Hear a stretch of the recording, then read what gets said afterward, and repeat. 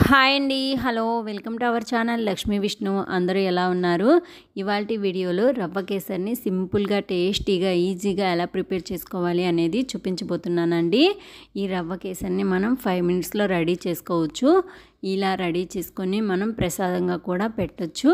అలాగే స్వీట్ తినాలి అనిపిస్తే 5 నిమిషాల్లో రెడీ చేసుకోగలిగే ఈ రవ్వ కేసరిని టేస్టీగా ఎలా ప్రిపేర్ చేసుకోవాలనేది ఇవాల్టి వీడియోలో అయితే చూద్దాము. నేను చేసినట్లుగా తప్పకుండా మీరు కూడా ట్రై చేసి మీ ఫీడ్బ్యాక్ని నాకు కామెంట్ సెక్షన్లో అయితే షేర్ చేయండి. ఇంకా లేట్ చేయకుండా వీడియోలోకి వెళ్ళే ముందు ఇంకా మన ఛానల్ని ఎవరైనా ఫస్ట్ టైం చూస్తున్నట్లయితే ప్లీజ్ సబ్స్క్రైబ్ చేసుకోండి.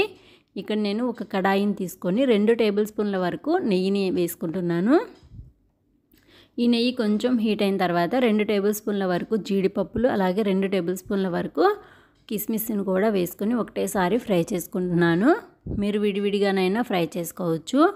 వీటిని మాడిపోకుండా లో ఫ్లేమ్లో నిదానంగా ఫ్రై చేసుకొని ఒక ప్లేట్లోకి తీసుకోవాలి.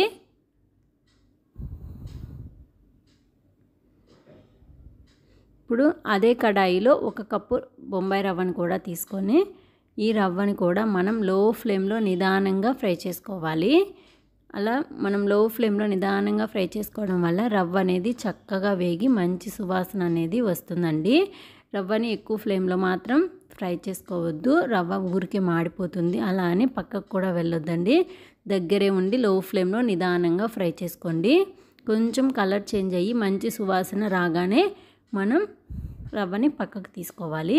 ఈ విధంగా రవ్వని ఒక ప్లేట్లోకి తీసుకొని అదే కడాయిలో 1 కప్పు బొంబాయి రవ్వకు నేను 4 కప్పుల వాటర్ని అయితే వేసుకుంటున్నాను. 4 కప్పుల వరకు మనం వాటర్ పర్ఫెక్ట్గా సరిపోతుంది. ఎక్కువ తక్కువ ఏమీ కాదండి.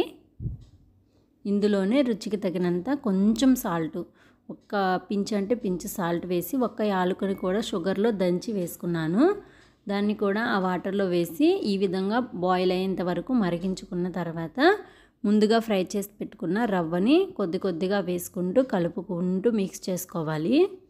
ఈ విధంగా రవ్వని వేసుకొని కలుపుతూ ఒక 2 నిమిషాల కల్లా మనకి రవ్వ అనేది చక్కగా ఉడికి దగ్గరగా వస్తుంది. ఈ స్టేజ్లో మనం 1 కప్పు బొంబాయి రవ్వకు 1 కప్పు వరకు షుగర్ని వేసుకోండి. షుగర్ ఎక్కువగా ఇష్టపడే వాళ్ళైతే ఇంకొక 1/2 కప్పు వేసుకోవచ్చు. నేను కొంచెం తక్కువగానే తింటాము, అందుకే 1 కప్పు వరకు వేసి ఈ రవ్వ అంతా బాగా కుక్ అయ్యేంత వరకు మనం కుక్ చేసుకోవాలి. ఈ స్టేజ్లోనే మనం నెయ్యి కావాలి అనుకుంటే వేసుకోవచ్చు. నేనైతే వేయట్లేదండి. చూడండి, రవ్వ అనేది బాగా కుక్ అయిపోయింది కదా. ఇందులోనే 2 డ్రాప్స్ వరకు ఎల్లో ఫుడ్ కలర్ని వేసుకొని బాగా కలుపుకోవాలి.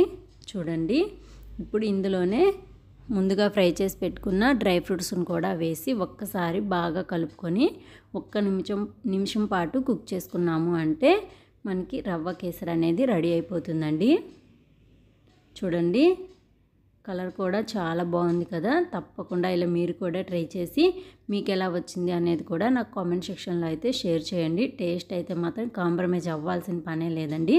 అది ఇవాల్టి వీడియో. ఈ వీడియో నచ్చినట్లయితే ప్లీజ్ లైక్ చేయండి, షేర్ చేయండి, సబ్స్క్రైబ్ చేయండి.